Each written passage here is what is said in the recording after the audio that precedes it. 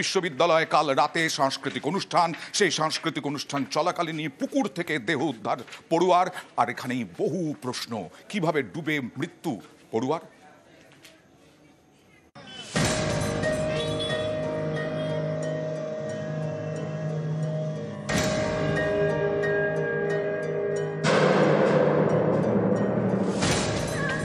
যাদবপুর বিশ্ববিদ্যালয়ে তখন সাংস্কৃতিক অনুষ্ঠান। এই অনুষ্ঠান চলাকালীন ক্যাম্পাসের পুকুর থেকে দেহ উদ্ধার। তৃতীয় বর্ষের ছাত্রীর রহস্য মৃত্যু।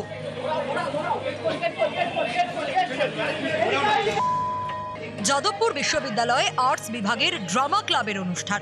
বৃহস্পতিবার আর্টস বিল্ডিং এর সামনে চলছিল অনুষ্ঠান রাত পর্যন্ত। এই অনুষ্ঠানে ছিলেন অনামিকা মণ্ডল, ইংরেজি অনার্সের তৃতীয় বর্ষের ছাত্রী। বাড়ি উত্তর 24 পরগনার নিমতায়। সহপাঠীদের দাবি ক্যাম্পাসের মধ্যে অনুষ্ঠান হচ্ছিল, সেখান থেকে রাত 10টার পর বেরোন অনামিকা, ধরেন এই রাস্তার পাশে পুকুর। এই পুকুর থেকেই উদ্ধার করা হয় অনামিকাকে।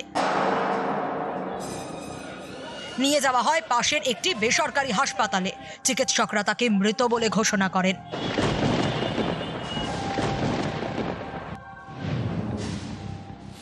কিন্তু ক্যাম্পাসের মধ্যে ছাত্রীর মৃত্যু হলো কিভাবে, এই নিয়ে তৈরি হয়েছে রহস্য। এই ঘটনায় যে আমারও কিছু দায় সে বিষয়ে কোনো সন্দেহ নেই, এটা নিশ্চয়ই আমি সেটা স্বীকার করেই নিচ্ছি। যেরকম ভাবে সকলে মিলে ব্যবস্থা নেওয়া সম্ভব সেই রকম ব্যবস্থা আমরা নিশ্চয়ই নেব। বিশ্ববিদ্যালয়ের ক্যাম্পাসে সাংস্কৃতিক অনুষ্ঠান, দেদার হইচই। অভিযোগ, এই অনুষ্ঠানে অনেকেই নেশা করেছিলেন।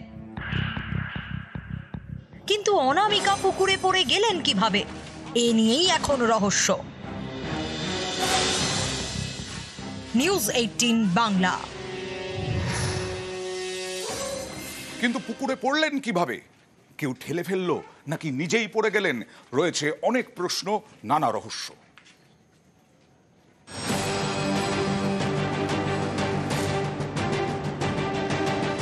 বৃহস্পতিবার রাত যাদবপুর বিশ্ববিদ্যালয়ের ক্যাম্পাসের মধ্যে পুকুর থেকে উদ্ধার হয় ইংরেজি অনার্সের তৃতীয় বর্ষের ছাত্রী অনামিকা মণ্ডলের দেহ।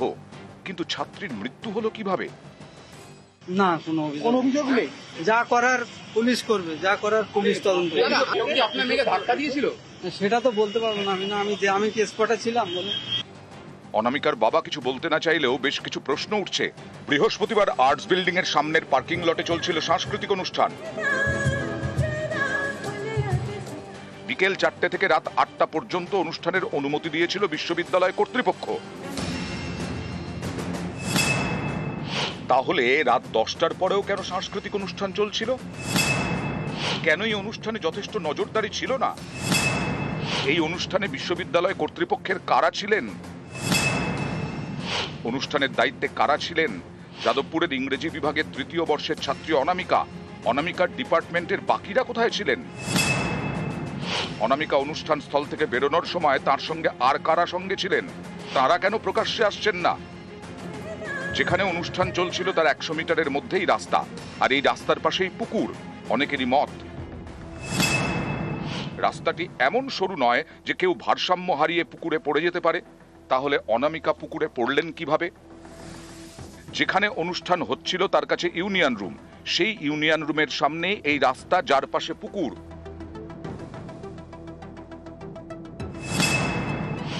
বৃহস্পতিবার রাতে ইউনিয়ন রুম কি খোলা ছিল? তাহলে তো ইউনিয়ন রুমের আলো রাস্তায় পড়ার কথা। আলো থাকলে অনামিকা পুকুরে পড়ে গেলেন কিভাবে? বৃহস্পতিবারের অনুষ্ঠানে এক ছাত্রী অসুস্থ হয়ে পড়েন।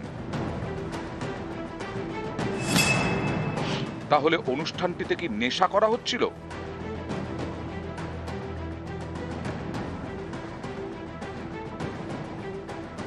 এই প্রশ্নটা উঠছে, কারণ প্রত্যক্ষদর্শীদের দাবি অনামিকাকে পুকুর থেকে তোলার পর তার মুখ থেকে মদের গন্ধ পাওয়া যায়। তাহলে কি নেশার ঘোরেই পুকুরে? এরকম নানা প্রশ্ন ঘিরে তৈরি হয়েছে রহস্য।